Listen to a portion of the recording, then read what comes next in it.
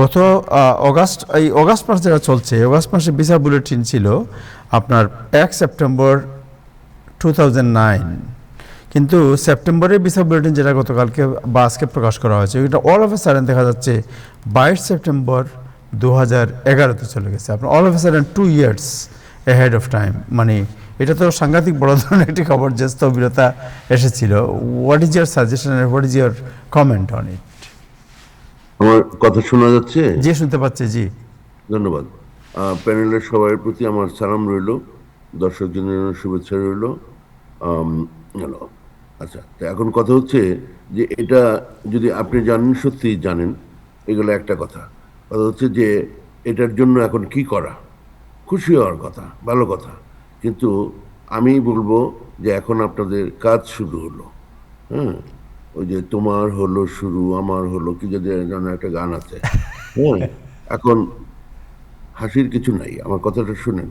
ব্যাপারটা হচ্ছে যে এই যে এখন এটা আসলো, আপনারা হয়তো দেখা গেল ম্যাক্সিমাম লোক খাওয়া দাওয়া সব বন্ধ করে, চাকরি বাকরি সব ছেড়ে ছেড়ে দিয়ে, জমি জমা বিক্রি করে সব শুরু হয়ে গেলেন যে আমেরিকা আসবেন। কিন্তু ঘটনা হচ্ছে আপনাদের যে এই যে এখন এই যে এটা আসলো, হ্যাঁ, আপনাদের তো এখন ডাক পড়বে। ডাক পড়লে আপনি পাশ করবেন কিনা। আমি বলবো এখন যারারই এখন কাজ মানে এগিয়ে আসছে ডেটগুলা, তারা এখন খাতা কলম নিয়ে বসেন, একটা রচনা লেখেন। কেন আপনি আমেরিকার জন্য একজন মানে যোগ্য ব্যক্তি এখানে আসলে, কেন সমাজের জন্য, রাষ্ট্রের জন্য, জনগণের জন্য আপনি একজন মানে গুরুত্বপূর্ণ এবং মানে আপনি একজন উপকারী ব্যক্তি হবেন। কারণ যেই কথা আমি বলতে চাচ্ছি যে 2-1 দিন আগেই আরেকটা সার্কুলার বেরিয়েছে, সেটা হচ্ছে যেটার আইনও আগে থেকে ছিল, কিন্তু যেটা ছিল না সেটা হচ্ছে তারা আরো স্পেল আউট করলো এবং এগুলা কাজে লাগাবে। সেটা হচ্ছে যে আপনার একটা জিনিস হয়ে গেছে, যিনি আপনার জন্য পিটিশন করেছেন, হ্যাঁ, ওনার সাথে যে আপনার সম্পর্কটা বোনাফাইড, সেটা অ্যাপ্রুভড হয়ে গেছে, সেটা ঘোষণা করা হয়েছে, এটা সত্য আছে, গেল। কিন্তু কথা হচ্ছে যে আপনার এখন যোগ্যতা আছে কিনা আমেরিকাতে আসার, সেটার ব্যাপার আছে। এখানে একটা কথা বলা যেতে পারে, সেটা হচ্ছে যে এর আগে যেটা হয়েছে বা এখন যেটা হবে, আপনারা ওই যে বিভিন্ন রকমের ফর্ম ফিল আউট করবেন, যেমন I-864 পিটিশনারের দেখা গেল যে এনাফ ট্যাক্স রিটার্নের পয়সা করি আছে। হ্যাঁ, সুতরাং আপনার এই I-864 মানে মন কথা হচ্ছে যে এটা যা টাকা দেখাতে হয়, হ্যাঁ, I-864P এই যে ফর্মে একটা চার্ট আছে, হ্যাঁ, যে ওই অনুযায়ী ওনার টাকা আছে, না হলে হ্যাঁ জয়েন্ট স্পন্সর আছে। কথা হচ্ছে মানে পারতপক্ষে জয়েন্ট স্পন্সর ব্যবহার করা যাবে না, এটার আইন আছে। কিন্তু জয়েন্ট স্পন্সর দেখলেই ইটস এ রেড ফ্ল্যাগ, গেল। আরেকটা জিনিস হচ্ছে 5টা স্ট্যাটুটরি এলিমেন্ট আছে, এগুলোকে স্যাটিসফাই করতে হবে। জাস্ট বিকজ আপনি ডিকিউ হয়েছেন, যাদের ডিকিউ হয়ে গেছে বা যারা এখন ডিকিউর জন্য ফাইট করবেন, তাদের এটা হয়ে গেলেও আপনারা যে আসতে পারবেন তার কোনো গ্যারান্টি নেই। কেন নেই? যে আপনি এখানে আসলে সরকারের উপরে, রাষ্ট্রের উপরে, আপনার জনগণের উপরে আপনি একজন বার্ডেন হবেন কিনা, সেটা এখন অত্যন্ত গুরুত্বপূর্ণ একটা বিষয়। যার ফলে অনেক কিছুই ঘটছে যেগুলো আপনারা জানেন সবাই, এগুলা নতুন করে বলার কিছু নাই। সুতরাং ইটস নট জাস্ট 2-2-4-এর ব্যাপার। হ্যাঁ, আপনি এখন রেডি হন যে আপনার, যেমন আপনি একটা চাকরির জন্য যাবেন, আপনি একটা রিজিউমে তৈরি করেন যে আপনার কি কি শিক্ষাগত যোগ্যতা আছে, কি কি লাইসেন্স আছে। হ্যাঁ, এবং আপনি এই যে মানে পাশ করার পর থেকে, হ্যাঁ, শিক্ষাগত যাই যোগ্যতা করেছেন তারপর থেকে, তার পরের দিন থেকে আপনি কি কি কাজ করেছেন, কোনো গ্যাপ থাকতে পারবে না। হ্যাঁ, আপনি একটা মুদির দোকান করেন, কম্পিউটার সায়েন্টিস্ট হন, যেটাই হন, আপনি কিছু একটা দেখাতে হবে যে আপনি কাজ করে খাচ্ছেন, এবং তার ফলে ওনারা ভাবতে পারেন যাতে করে কমফোর্টেবলি যে আপনি এখানে আসলেও কাজ টাজ করে খাবেন। হ্যাঁ, আপনি মানে খুবই বাজে একটা শব্দ আছে, বাদাইমা হবেন কিনা। হ্যাঁ, সোজা কথা, এগুলা যেন না হয়। এখানে আসলেও আপনি কাজ করে খাবেন, জনগণের উপকার হবে আপনাকে দিয়ে। এখানে একটা টার্মই আছে যে ন্যাশনাল ইন্টারেস্ট ওয়েবারে গ্রিন কার্ড করা যায়। আমি বলবো প্রত্যেকটা বাঙালি যেন এইভাবে করে, হ্যাঁ, প্রমাণ করতে পারেন যে আপনার আমেরিকার স্বার্থে, আমেরিকার উপকার হয়, আপনি এরকম একজন ব্যক্তিত্ব। এখানে অবস্থাটা তাই আছেও 2-1 জন ছাড়া। তো ফলে আপনারা এটা তুলে ধরতে হবে কাইন্ডলি, আপনারা এরকম করে নিজেকে প্রেজেন্ট করতে হবে যে এক, আপনার যেটা হয়ে গেছে যে সম্পর্কটা ঠিক আছে, আপনার কেউ হয়তো স্পাউসকে অ্যাপ্লাই করেছেন, ভাই বোনের জন্য অ্যাপ্লাই করেছেন, বোন ভাইয়ের জন্য অ্যাপ্লাই করেছেন, ওই পার্টটা তো গেল। তারপরে অ্যাক্সেস আপনি ক্রিমিনাল কিনা, মোটামুটি ধরে নেওয়া যায় আপনি ভদ্রলোক মানুষ, হ্যাঁ, আপনার কোনো ক্রিমিনাল রেকর্ড নাই, এটাও very very very very important গেল। তারপরে কথা হচ্ছে এই যে জাস্ট বিকজ ওই পিটিশনার দেখিয়েছে ওনার 30,000 টাকা 38,000 টাকা ট্যাক্স রিটার্ন আছে, তার মানেই এই নয় যে আপনি ভিসা পাবেন। আপনার বয়স, হ্যাঁ, আপনার ফ্যামিলি স্ট্যাটাস, সিচুয়েশন, এই যে বিষয়গুলো, হ্যাঁ, এরকম 5টা গ্রাউন্ড আছে যে তারা ভাবতে পারে যে আপনি এখানে এসে, হ্যাঁ, যে বিভিন্ন রকমের সোশ্যাল ওয়েলফেয়ারের জিনিসপত্র আছে এগুলা গ্রহণ করবেন কিনা। এবং আপনার হয়তো দেখা গেল একটা বাড়ি আছে, ওই বাড়ি, এইরকম একটা বাড়ি থাকলে বাংলাদেশে এইখানে রাজার হাল আপনি থাকতে পারবেন। আপনাকে দেখাইতে হবে যে আপনার কি কি আছে, এবং সেটা শুধু যে বাড়ি ঘর, দোকান, মুদির দোকান, হ্যাঁ, এই জাতীয় ব্যাপার তা না, হ্যাঁ, একটা কাপড়ের দোকান বেতন কর্মে তার না, আপনার যে শিক্ষা আছে সেটার অনেক দাম। হ্যাঁ, আপনি বলতে পারেন যে এটা বাংলাদেশে, নো, বাংলাদেশের শিক্ষা দিয়ে এখানে ডাক্তারে এসে ডাক্তারি করছেন, অনেক সুনামের সাথে ডাক্তারি করছেন, আরো বিভিন্ন ইঞ্জিনিয়ার আছেন, বিভিন্ন লাইনে কাজ করছেন। আপনার শিক্ষা, আপনার অভিজ্ঞতা, যে এই যে বিভিন্ন অভিজ্ঞতা থাকার কারণে there is reason to believe যে আপনি এখানে এসে ওই যোগ্যতা কাজে লাগিয়ে ভালো করতে পারবেন। হ্যাঁ, আপনার কোনো অসুখ বিসুখ নাই।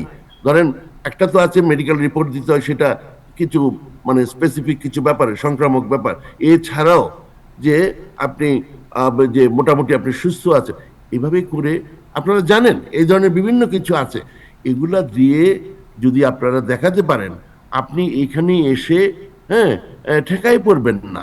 যারা পিটিশনার ওনাদের উপর আপনার হাত পাততে হবে না, আপনি নিজে নিজেই অনেক কিছু করতে পারবেন।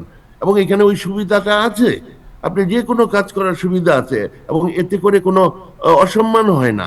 আপনি এইভাবে করে কাজ করবেন এবং এই ধরনের যোগ্যতা আছে আপনার। তো এগুলা দেখাতে খুবই প্রয়োজন হবে, আপনারা সেই জন্য রেডি হন।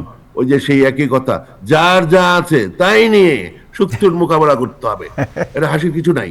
আমি জাস্ট বলতে চাচ্ছি ভাই, আপনাকে এটা একটা যুদ্ধ হিসেবে নিতে হবে। হ্যাঁ, ওরা চায় না আপনি আসেন, আপনি ওই যে বলেন না যে আমি চাই লয় না, আমি কায়রা লই, ওই রকম ভাবে আপনি যুদ্ধের জন্য রেডি হন। ধন্যবাদ।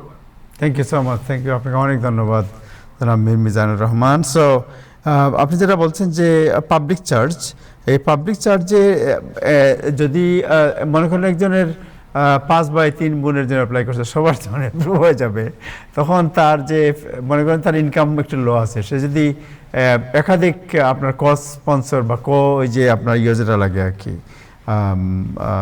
ফিনান্সিয়াল সাপোর্ট যেটা, এটা একাধিক যদি দেয়, তো এটা কি তার পক্ষে সহায়ক হবে না? এটা রেড ফ্ল্যাগ আপনি যেটা বললেন।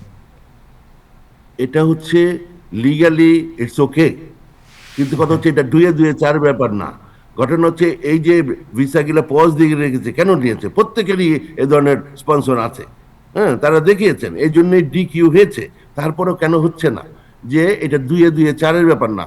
এই যে তারা যদি এখানে এসে বিভিন্ন ফুড স্ট্যাম্প নেয়, এই করে সে করে, হ্যাঁ, তখন যে তাদের কাছ থেকে এরকম আইন আছে যে তাদের কাছ থেকে এগুলো মানে মানে ওখান থেকে নিয়ে নিতে পারে, তাদের যারা স্পন্সরশিপ দিয়েছে, এই জন্য অনেকে এখন দিতে যাচ্ছে না, গেল। কিন্তু তারপরও এটার জন্য যে লিটিগেশন, এটা আদায় করতে যেই খরচ হবে, এর থেকে তারা ভাবছে তারা এটা মানে দিবেই না তাদেরকে। বিকাশে না কুত্তা সামলা কি একটা কথা আছে। ভাই আমি এটা প্রশ্ন করতে চাই মিজান ভাইকে। বলেন বলেন। আমি এটা প্রশ্ন করতে চাই মিজান ভাই।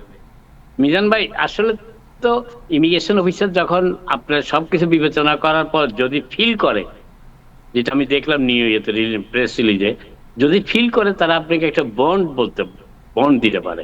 যদি তারা ফিল করে যে আপনি, হ্যাঁ, যদি তারা ফিল করে যে আপনি অন্য সব দিক থেকে কোয়ালিফাইড, হ্যাঁ হ্যাঁ, বন্ড দিতে পারে কি? আচ্ছা, সিনিয়র সাংবাদিক জনাব নাজমুল ভাই, আমার সালাম গ্রহণ করুন, আমি সেখানে আসছি। হ্যাঁ, কারণ আমি যদি খালি কথা বলেই যাই, মানে এখানে মানে দেখা 10টা বেজে যাবে। হ্যাঁ, আমি মোটামুটি একটা ইন্ট্রোডাকশন দিলাম। আচ্ছা, এখানে ব্যাপার হচ্ছে যে, এবং তখন যদি সঞ্চালক মনে করেন তাহলে আমি আরো কথা বলবো, গেল। তো সেটা হচ্ছে যে আমার মতে একটা সুখবর আছে। সেটা কি? যেমন ধরেন তাদের পছন্দ হলো না, জাস্ট না করে দিল। এইটা করার থেকে এমন একটা ব্যবস্থা হয়েছে যেটা গত ট্রাম্প আমলেও কথাবার্তা উঠেছিল, এইবারও যেহেতু করেছে, হ্যাঁ, এটাকে আমি ভালো হিসাবে দেখি। হ্যাঁ, এটার জন্য কারো সাপোর্টার হতে হয় না। সেটা হচ্ছে তখন আপনাকে আমন্ত্রণ জানানো হতে পারে যে আপনার ভিসা হওয়ার মতো না, কিন্তু আপনি যদি তারা একটা ঠিক করবে যে এইরকম একটা অ্যামাউন্ট আপনি হয়তো এই আগামী 5 বছরে মানে আপনি নিতে পারেন, সে পাবলিক অ্যাসিস্ট্যান্স।